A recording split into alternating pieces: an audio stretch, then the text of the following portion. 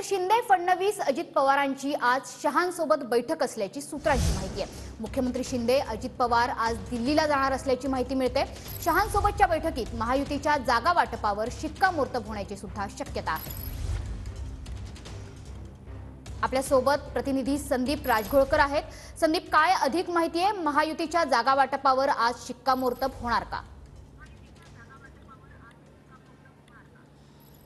खरं तर मनुश्री आज शिक्कामोर्तब होऊ शकतं, कारण ही महत्त्वपूर्ण बैठक म्हणावी लागेल आणि ही शेवटची बैठक असू शकते, कारण आज जागा वाटपाचा फॉर्म्युला जो आहे तो मनश्री नक्की केला जाऊ शकतो। महत्त्वाचं हेच आहे की उपमुख्यमंत्री देवेंद्र फडणवीस हे ऑलरेडी दिल्लीमध्ये दाखल झाले आहेत आणि मुख्यमंत्री आणि दुसरे उपमुख्यमंत्री हे कदाचित संध्याकाळपर्यंत दाखल होतील। आज संध्याकाळी 7 वाजता भाजपच्या सीईसीची बैठक आहे, त्यामध्ये देशभरातल्या अनेक नावांबाबत जी आहे ती चर्चा केली जाईल। मात्र त्यापूर्वी दोन्ही उपमुख्यमंत्री आणि महाराष्ट्राचे मुख्यमंत्री यांची अमित शहांसोबत ही बैठक होऊ शकते। त्यांच्या निवासस्थानी ही बैठक होईल असं देखील सांगितलं जातंय, कारण सीईसी जी होणार आहे ती भाजपच्या मुख्यालयामध्ये होणार आहे।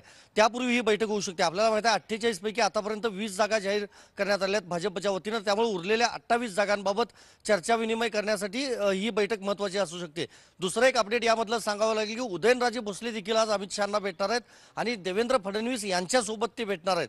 त्यामुळे कदाचित पहिल्यांदा उदयनराजे यांची बैठक जी आहे ती होऊ शकते अमित शहा यांच्यासोबत, आणि त्यानंतर मुख्यमंत्री आणि उपमुख्यमंत्री यांची बैठक होऊ शकते।